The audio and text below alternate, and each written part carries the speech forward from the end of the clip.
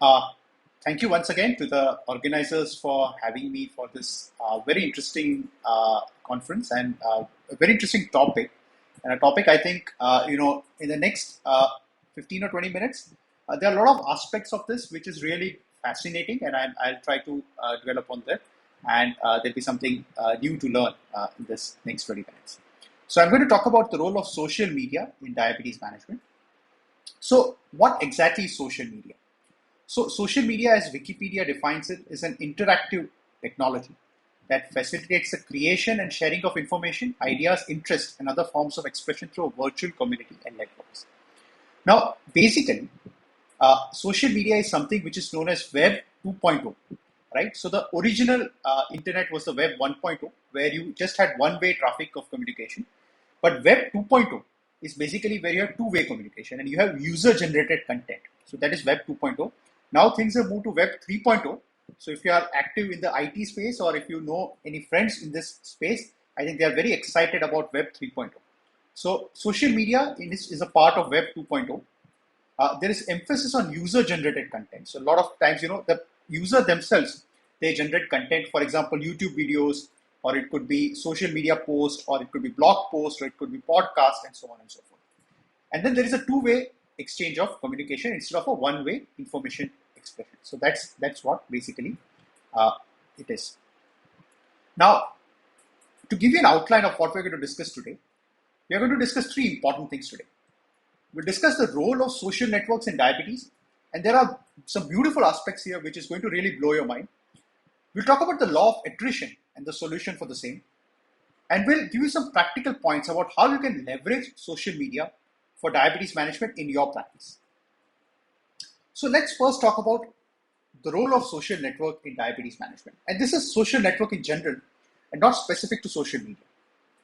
Now, a lot of things actually comes from some seminal work done by a certain group of researchers.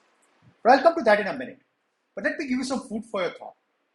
Let me ask you, is type 2 diabetes or obesity a contagious disease? Is it a disease that spreads from person to person? Is it contagious? Think about it, right? I think an obvious answer is that no, it's a non-communicable disease. It's not an infective disease. It's not COVID-19, right? It's an individual thing. But the answer is actually going to surprise you. So the thing is that there is a work which is done by a group of researchers called Chitrakis and Fowler. They published an excellent paper in New England Journal of Medicine.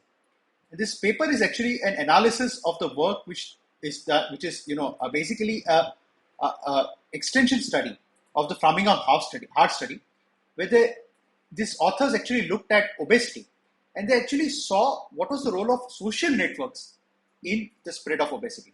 So this video I'm going to show you is going to really literally blow your mind. So I'll just tell you what this video is.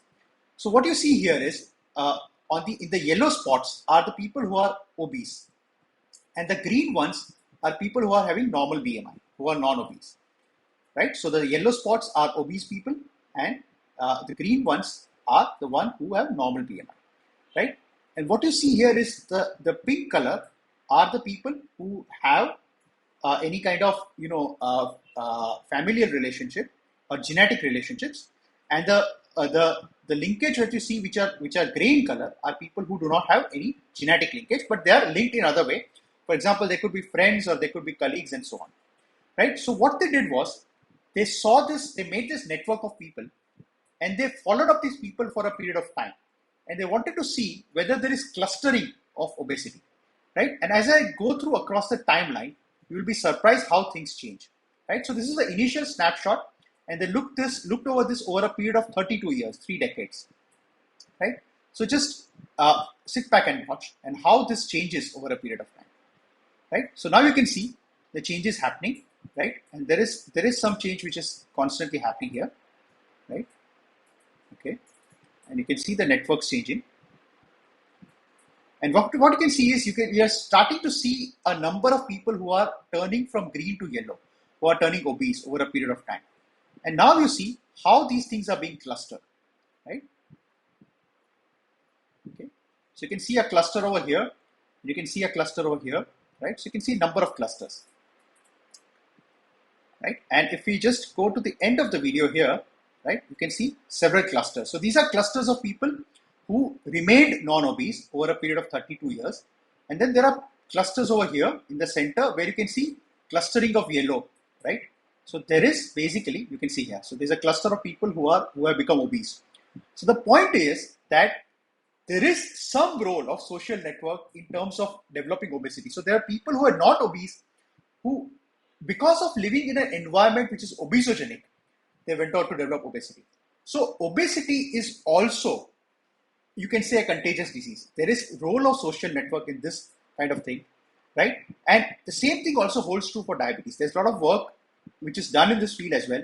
And what it has found is that social networks can lead to diabetes, it can prevent diabetes, and it can impact the diabetes self-care, right? So social networks are extremely important for diabetes management also. In fact, again, if you see, the social network impacts, there are independent studies for each of them. The social network impacts the risk of diabetes, impacts the risk of diabetes complications, and impacts the overall diabetes management, right? How it happens is a complex array. I'll not go into discussion of that, but you can see this, beautiful, algorithm here where they've looked at various reasons why social networks impact the diabetes overall. It could be because of socio-cultural conditions. It could be because of social network aspects. It could be because of health, access and health pathways and so on and so forth. Now, another very interesting thing they've found is that they looked at people who are having good social network versus those who don't. And what they found was that men who tend to live alone, right, so that who do not have good social network, they have higher risk of developing diabetes and also have higher risk of developing diabetes-related complications. So this is, very interesting. So you can see that here the men who have a stronger social network, they have less diabetes-related complications compared to those who are less risk of diabetes compared to those who have a smaller social network. And also similar things we are seen in women, right? The only difference is in women, those women who tend to have a higher risk of developing diabetes go on to develop diabetes. But in men, even if they don't have high risk of developing diabetes, the fact that they live in an isolated environment, right, have a negative impact and leads to development of diabetes. So social networks have both a positive as well as a negative impact on development of diabetes and the complications. Now, the extension of this is, are social media the extension of a social network? That's a very important question. And in 2022, we are going there, it remains to be seen. But in 2032, this will surely be the case. In fact, social media will completely replace the social network. And in that case, we will have studies like you saw, that one published in NEJM. You might see similar studies where they start seeing the impact of social media connections or what kind of friends you have on social media, whether they are obese or not, and that will impact overall your risk of developing obesity and diabetes mellitus. Okay, so this was the first aspect. So the first aspect is that social networks are extremely important for both development of diabetes as well as complications of diabetes. Now let's look at the second aspect, that is the law of attrition. And this is an extremely important aspect in terms of diabetes management. Now there's a concept which is called the chronic mindset. Now remember, managing diabetes or any other chronic disorder is difficult and it is different from managing an acute condition. A patient comes to you with a myocardial infarction. The patient will be, will be admitted in the hospital, will stay for a few days, and then he'll be discharged after, maybe a thrombolysis or maybe a PTCA. So that's an acute care. But when you're talking about long-term prevention of a second infect of myocardial infarction, that's a chronic care, right? And in chronic disease, there is always attrition. So the problem is that after a period of time, the patient gets tired of the self, behavior or taking medications and so on, and then there is an attrition. So positive behaviors again are difficult to sustain without continuous feedback and support. So if the patient constantly sees his doctors continuously, he'll be prescribed statins, he'll be prescribed aspirin, and the patient will continue to take it. Where the patient stops seeing his doctor, or if there are negative elements in his family, the patient will stop taking these medications, and over a period of time, there will be attrition. So this is where actually social media has mastered this. They have created systems which actually hook you to the system, right? Which do not cause attrition. In fact, they survive on this, right? And this is where they take help of the dopamine reward pathway. So when you pick up your phone, there is a dopamine levels increase in your brain. You feel happy, and this increases the dopamine level. Again, after some time, the dopamine reduces, right? You again are, you want to pick up your phone and check your social media, right? So social media has been designed to keep you hooked to the social media. the thing is, as doctors, can we take advantage of the system for our own benefit and for the benefit of our patients? So that's the $1 million question, right? So the idea is basically, and what now healthcare apps and other social media networks are trying to do is to gamify the system. It's known as gamification of chronic care. So this is the next big thing in diabetes management. There are two things they do. A, they create social networks, right? So you are connected to other people with diabetes, and then you'll be getting positive feedback from each other. And secondly, they'll gamify the system where you're trying to beat your friends or competitors, or you're getting rewards for doing positive health behaviors, and somehow rewarding you, even small rewards for positive healthcare behavior is something good when it sustains you for a longer period of time. Right? So gamification tries to, gives you a community and socialization. It creates competition. It makes the whole process fun, and it also tracks success and rewards achievements. Right? And if you look at, any of these healthcare applications, if you take, some of these newer startups like Ultrahuman, or if you take Fitbit, all of them, they have gamified the system where you are connected to the social network, and then you are in constant competition with your peers to achieve better healthcare outcomes. Okay. So how you can leverage this social media currently in your diabetes practice? And that's the $1 million question. So at this point of time, how you can effectively, as a doctor, use social media to improve your diabetes practice. Now, the first thing you have to do is, right, you need to leverage WhatsApp, right? And if you consider WhatsApp as a part of social media, in today's world, in 2022, if you are dealing with a chronic disorder like diabetes, you have to be a master of WhatsApp. As an endocrinologist, you have to do that. You have to keep a track of your patient status. You need to keep a track of their progress. So their fasting blood sugar, sleep counts, step counts, weight loss, sleep patterns, everything has to be. So you can track all this using WhatsApp. It's very easy to do it, right? The patient does not require any kind of sophisticated software or equipment to do that, right? So you need WhatsApp to keep track of your patient. If you are able to do that, trust me, your practice will increase by 20 to 30% easily. So if you just master the art of using WhatsApp, your patient will feel more cared about, and you will improve your patient outcomes as well. Secondly, you need to leverage YouTube, right?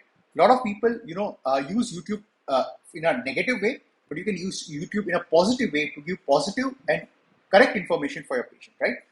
What you need to do is you need to produce a consistent set of videos, and you need to look at what patients are searching for, and you try to answer this question. For example, we made a video whether, jaggery is good for patients with diabetes, and we got a lot of hits. Right. Similarly, we made a video about the complications of diabetes, and we got a lot of it. We made a video about stem cell therapy in type 1 diabetes, where we talked about the myths about it. That's not a cure for type 1 diabetes, and again, it got a lot of hits. So you need to make this, and it's always better to make it in your local language, right? So if you're Tamil, right, try to make it in Tamil. If you're speaking Hindi, try to make it in Hindi, right? So you need to use your local language, and that makes it even more effective. Again, you need to have a social media presence, right? So you must be present, you must keep posting, and you must keep branding yourself, right? For example, you are good at managing thyroid nodules, keep posting that you're good at it, right? Keep posting good stuff about it, good information about it, and there'll be patients, trust me, patients will search for you and come for you, right? So you must have this, you must have a Google My Business page if you don't have, you must have a Facebook page if you don't have. Twitter is optional. I don't say you should use it. Twitter tends to have a more of negative energy. It's more for brickbats and fighting, and for tribal instincts rather than for any positive change. But at least Google My Business and Facebook is a must for you, and you must have this. And keep posting on these two sites, and keep posting consistently to create a brand value. So to summarize, there are 3 essential points I'd like to tell you. First and foremost, social networks are extremely important, and they have huge impact on diabetes management. Social media will completely replace the traditional social networks in terms of influence in the next decade. Gamification is the new thing in the chronic disease segment, and this is the future. And you must be master of WhatsApp. That is extremely important and essential. And if you're able to do that, you will, trust me, improve your practice. Right? Be present on social media networks. This is the present, whether we like it or not. This is the present, and this is the future. Thank you. And this is an app we made called Notes in Endocrinology. And there's another app called Centurion Insulin app, right? So again, those who are interested in this, you can look it up. It's very useful, right? So thank you for connecting, and if you want to connect with me further, these are my social media connections, or you can send me an email at dromlakhani@malagashealthtech.com. Thank you.